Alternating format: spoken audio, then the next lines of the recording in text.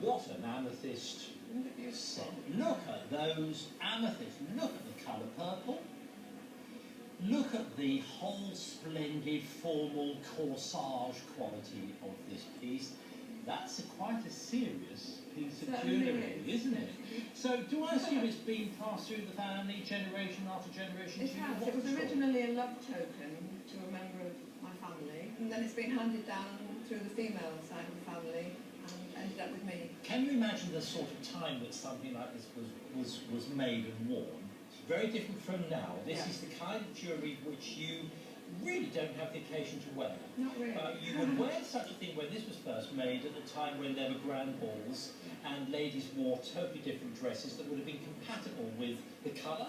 And doesn't the purple go well with the gold? This is made at the start of the 19th century.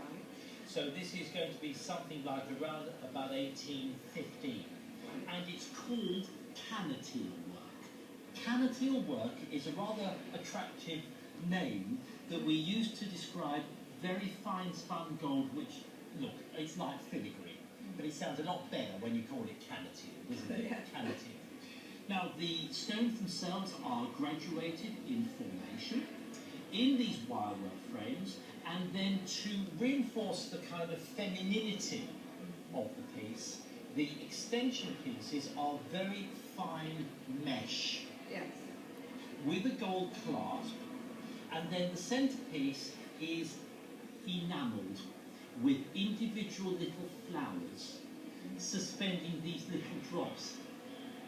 Very nice work.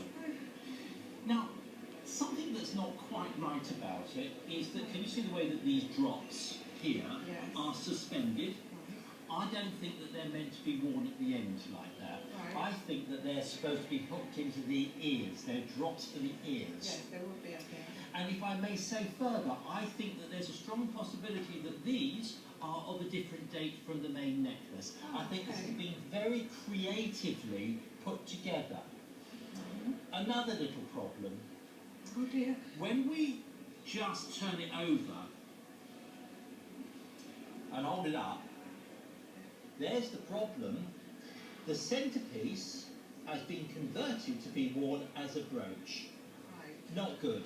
Why? Because obviously you are then removing the integrity of the original design by so doing.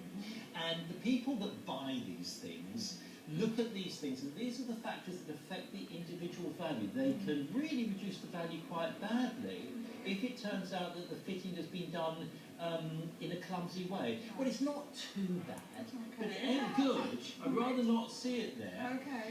Right, price. Okay, well now, if this were in tip-top condition, which it's not, it will be worth about something like £8,000.